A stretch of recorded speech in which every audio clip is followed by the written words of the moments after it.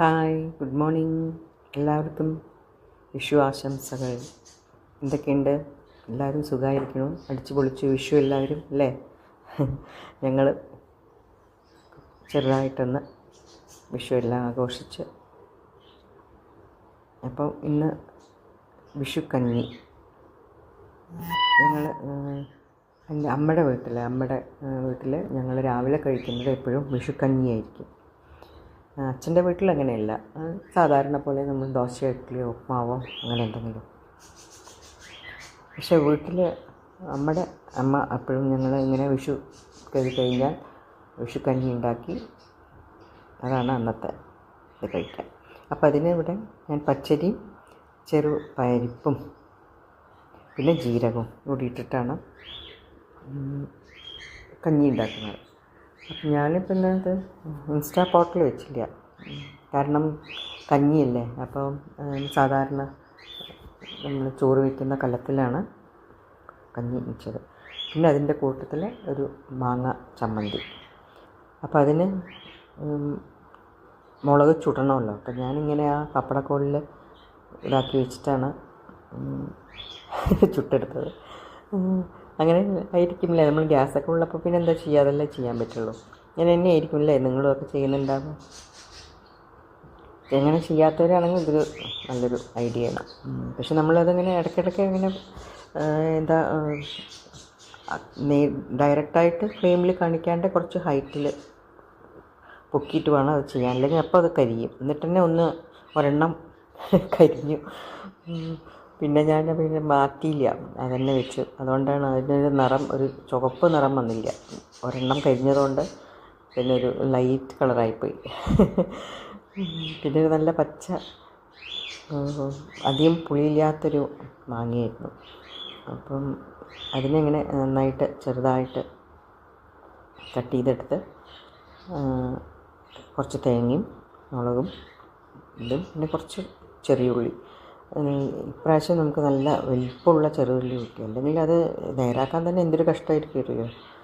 ഇപ്രാവശ്യം വന്ന ഉള്ളി ഇത് നന്നായിരുന്നു, നല്ല വലിപ്പം ഉണ്ടായിരുന്നു.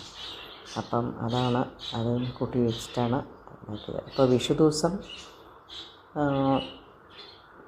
ഇതിപ്പോൾ തലേ ദിവസം കേട്ടോ, ഞാൻ വിഷു മേട 1 ഉണ്ടാക്കിയതാണ്. പക്ഷെ ഞാൻ ഇന്ന് എഡിറ്റ് ചെയ്തത് ഇന്നാണ്, വിഷു ദിവസം. അതുകൊണ്ടാണ് അത് വിഷു കണിയും കൂടി എനിക്കതിൽ ഉൾപ്പെടുത്താൻ പറ്റിയത്.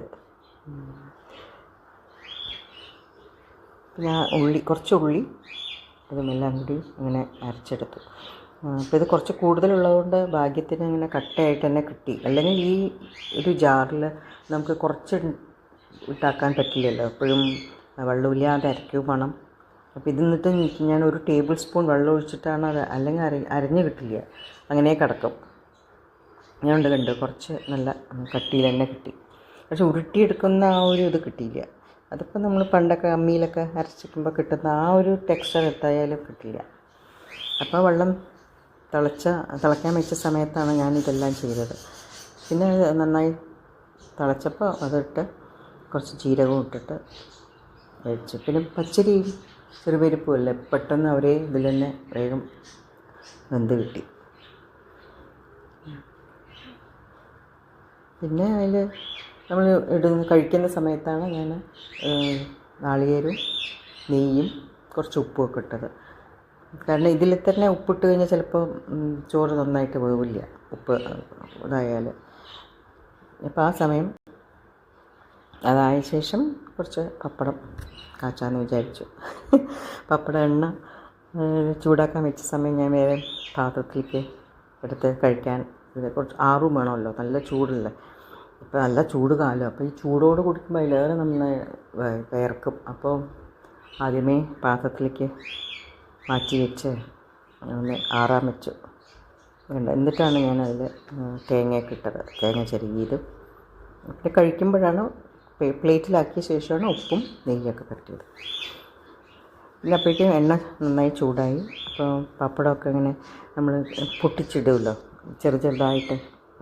വീട്ടിലങ്ങനെയാണ് ചെയ്യാറ്, ഇങ്ങനെ കഞ്ഞിയുടെ കൂടെയൊക്കെ കഴിക്കുമ്പോൾ. കുറേ പേരുണ്ടാവും. അപ്പോൾ നമ്മൾ കുറേ പേരുണ്ടാവും. ഞാൻ തറവാട്ടിൽ പോകും, അമ്മയുടെ തറവാട്ടിലായിരിക്കും വിഷു അധിക ദിവസം പണ്ടൊക്കെ. ഇപ്പോൾ ആ കാലങ്ങളൊക്കെ പോയി. അപ്പോൾ എല്ലാവരും ഉണ്ടാവും, അമ്മയുടെ സിസ്റ്റേഴ്സൊക്കെ ഉണ്ടാവും, അങ്ങനെ കുറേ പേര് അവർ മക്കളെ കസിൻസൊക്കെ ഉണ്ടാവും. അങ്ങനെ നല്ലൊരു എൻജോയ് ചെയ്തൊരു സമയമായിരുന്നു. അപ്പോൾ എൻ്റെ കുട്ടികൾക്കൊന്നും അതില്ല, കാരണം അവർക്ക് കസിൻസേ ഇല്ല.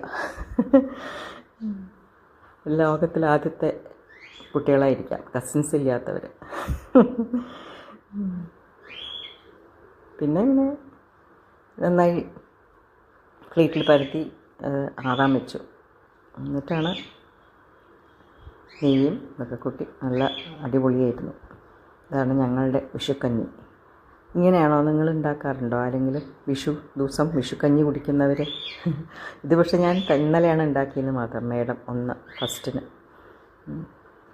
അപ്പോൾ ഇപ്പോൾ ഈ കഞ്ഞി ഇഷ്ടപ്പെട്ടാൽ തീർച്ചയായിട്ടും ലൈക്ക് ആൻഡ് കമൻറ്റ്.